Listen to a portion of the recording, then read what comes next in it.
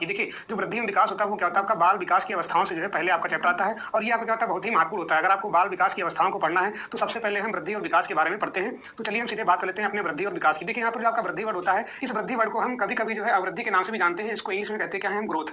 तो अगर हम देखें वृद्धि की सीधी-सीधी बात करें तो वृद्धि क्या होता है, वृद्धि जो होता है वो क्या होता है, आकार में या लंबाई में या भार में क्या होता है, आपका जो है ये एक मात्रात्मक परिवर्तन होता है। मतलब ये हुआ कि जो भी आपका शारीरिक परिवर्तन होता है, शरीर में जो आपका अंगों का विकास होता है उसे हम क्या बोलते हैं, वृद्धि बोल देते हैं। और ये क्या होता है, आप जो है स्पष्ट रूप से जो है इसको देख सकते हैं कि आपका जो है वृद्धि हुई है।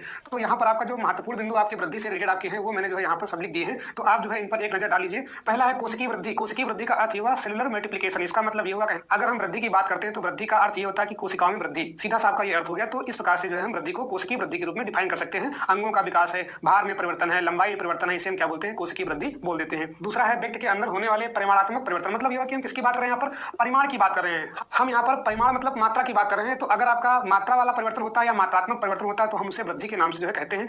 अगला यहाँ पर आपका है मापन संभव है। मतलब ये हुआ कि जो आपकी वृद्धि होती है, जैसे आप लंबाई को जो है मीटर में, सेंटीमीटर में माप सकते हैं, भार को किलोग्राम या ग्राम में माप सकते हैं। तो ये क्या होता है कि जो भी हम वृद्धि होती है उसका जो है मापन जो है भली भांति अच्छी प्रकार से जो है जो विभिन्न मात्रक होते हैं उनके माध्यम से कर सकते हैं।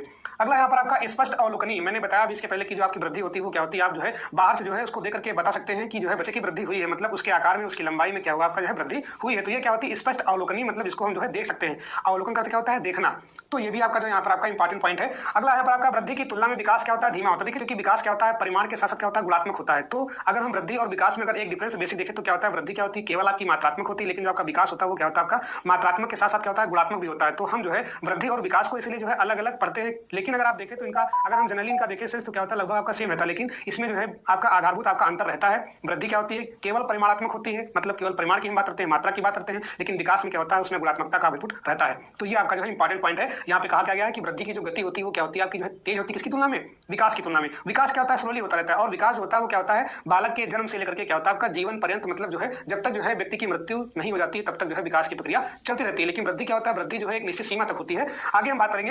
अगला है अंगों के आकार, लंबाई व भार। मतलब ये कि अगर हम वृद्धि की बात करते हैं तो सीधा सीधा अर्थ ये कि बालक के या व्यक्ति के आकार में, उसकी लंबाई में, उसके भार में परिवर्तन होता है। कैसे, परिमाण के रूप में। मतलब ये कि मात्रात्मक परिवर्तन की हम बात कर रहे हैं। तो ये आपका जो है वृद्धि का आपका जो है कंसेप्ट हो गया। वृद्धि क्या है, आपको जो है एक लाइन में बताना चाहिए तो वृद्धि क्या होता है, वृद्धि एक प्रकार से व्यक्ति की लंबाई, भार, कोशिकाओं में वृद्धि आदि से जो हम पहचान सकते हैं। इसे हम क्या बोलते हैं, वृद्धि बोल देते हैं।